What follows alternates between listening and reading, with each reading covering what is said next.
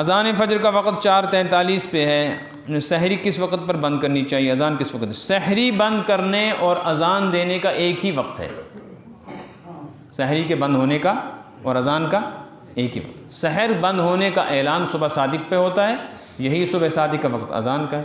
ایک طرف سحری کے بند ہونے کا اعلان کرے، دوسری طرف اذان دے، رکے نہیں، کیونکہ اگر یہ سحری بند ہونے کے اعلان کرنے کے بعد رک جاتا ہے، اگر 1 منٹ بھی یہ رکا رہا تو لوگ سمجھیں گے شاید اذان نہیں ہوئی ہے، ابھی کھا سکتے ہیں، تو لوگ کھائیں گے۔ اور کشمیر میں مشہور ہے کہ جب تک اذان ہوتی رہتی ہے تب تک کھا سکتے ہیں۔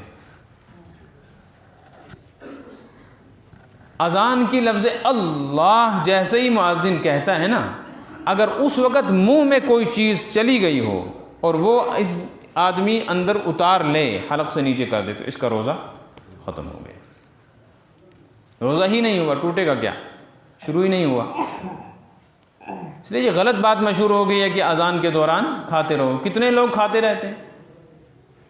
یہ بڑی جہالت ہے، بڑی غفلت ہے کہ ماننے کو تیار نہیں ہوتے، بوڑھے لوگ اور عورتیں بالکل نہیں مانتے، وہ چلا بانگ وہیں کو کھیت۔ یہ غلط فہمی اس وجہ سے ہوئی کہ حضرت نبی پاک صلی اللہ علیہ وسلم کی ایک حدیث ہے، آپ نے فرمایا ہے کہ جب تک بلال اذان دے، بلال کی اذان کے دوران کھانا پینا نہ چھوڑو، کھاتے رہو۔ تو کہتے ہیں اذان کون دیتا تھا مسجد نبوی میں؟ لہٰذا حضرت بلال کی اذان کے دوران کھانے پینے کی اجازت ہے، تو گل کاک اور سل کاک کی اذان کے دوران کیوں نہیں کھا سکتا؟ سمجھ میں آ رہی نا؟ اصل مسئلہ یہ ہے کہ رمضان شریف میں 2 اذانیں وہاں ہوتی تھیں، آج بھی ہوتی ہیں، رمضان کے علاوہ بھی ہوتی ہیں۔ مسجد نبوی میں بھی 2 اذان ہوتی ہیں، اور خانہ کعبہ کی جو مسجد ہے، مسجد حرام، وہاں بھی 2 اذانیں ہوتی ہیں۔ ایک اذان تہجد کی ہوتی ہے اور ایک اذان صبح کی نماز کے لیے ہوتی ہے۔ جو تہجد کی اذان ہے وہ تو رات میں ہوتی ہے، وہ تو کھانے پینے کا وقت ہے، اس وقت لوگ اٹھ کر سحری بھی کھا سکتے ہیں۔ تو حضرت بلال حبشی رضی اللہ تعالی عنہ بھی اذان دیا کرتے تھے، حضرت عبداللہ ابن ام مکتوم ایک صحابی ہیں، وہ بھی اذان دیا کرتے تھے۔ تو حضرت عبداللہ ابن ام مکتوم جو ہیں وہ دیا کرتے تھے اذان اندھیرے میں، تہجد والی، اور حضرت بلال دیا کرتے تھے دیر والی۔ تو اذان حضرت بلال کی جب ہوتی تھی اس وقت سحری کا کھانا بند ہو جاتا تھا۔ مسئلہ سمجھ میں آ رہا ہے؟ حدیث سمجھ میں آ رہی؟ پھر ایک دن غلطی ہو گئی،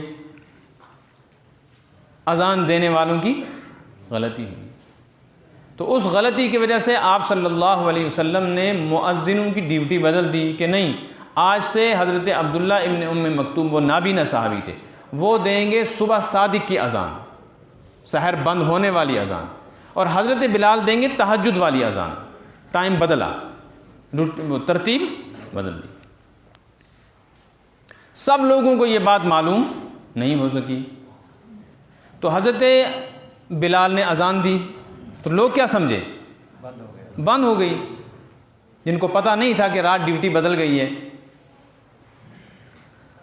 تو بہت سارے لوگ جو تھے وہ بیچارے سحری نہیں کھا سکے، کیونکہ ابھی تیاری کر رہے تھے، تو ادھر حضرت بلال کی آواز آ گئی، وہ سمجھے ہمیں ہی دیر ہو گئی۔